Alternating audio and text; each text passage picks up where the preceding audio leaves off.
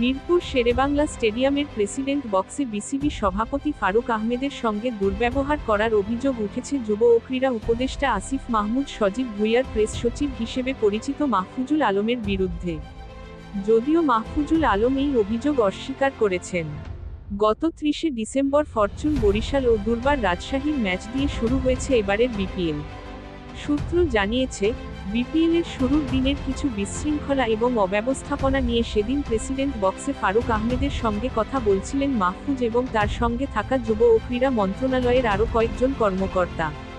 তারা টিকিট নিয়ে বিশৃঙ্খলা, গ্যালারিতে আবু সাইদ কর্নার ও দর্শকদের বিনামূল্য পানি পানের জন্য মুগ্ধ কর্নারের প্রস্তুতিতে দেরি এবং জুলাই-আগস্টের আন্দোলনে আহত 100 জনের সৌজন্য টিকিট পেতে দেরি হওয়া নিয়ে বোর্ড সভাপতির কাছে অসন্তুষ্টি প্রকাশ করেন। ঘটনাস্থলে উপস্থিত একাধিক প্রত্যক্ষদর্শী প্রথম আলোকে জানান, বিসিবি সভাপতি নিজেও এসব অব্যবস্থাপনা নিয়ে বিরক্ত ছিলেন।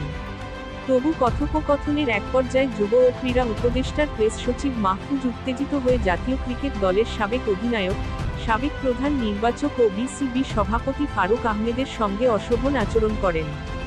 ফারুককে তিনি এমনও বলেন, আপনি কিভাবে বিসিবি প্রেসিডেন্ট হয়েছেন, তা আমাদের জানা আছে। কথা কাটাকাটি বেশি দূর গড়ানোর আগেই উপস্থিত অন্যরা তাদের শান্ত করেন। এই সময় সেখানে যুব ও ক্রীড়া মন্ত্রণালয়ের কর্মকর্তারা ছাড়াও ছিলেন বিপিএলের টাইটেল স্পন্সর ডাচ বাংলা ব্যাংকের শীর্ষস্থানীয় কর্মকর্তারা, ছিলেন বিসিবির লোকজনও।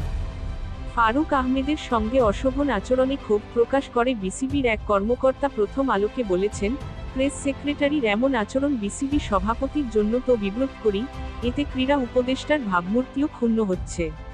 প্রেসিডেন্ট বক্সে সবাই প্রেসিডেন্টের আমন্ত্রিত অতিথি হিসেবে আসেন। সেখানে তার সঙ্গে অসদাচরণ মানা যায় না।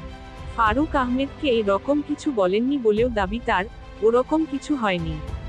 বিষয়গুলোকে যদি কেউ ভুলভাবে ব্যাখ্যা করে, তাহলে তা খুবই দুঃখজনক।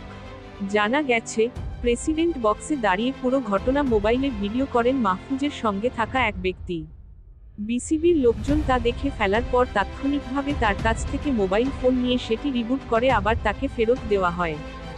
ভিডিও করা ব্যক্তি প্রেসিডেন্ট বক্সে প্রবেশ করেছিলেন নির্ধারিত পাস ছাড়া। শৃঙ্খলাভঙ্গের অপরাধে বিসিবি তাকে মিরপুর শেরেবাংলা স্টেডিয়ামে আজীবনের জন্য নিষিদ্ধ করেছে।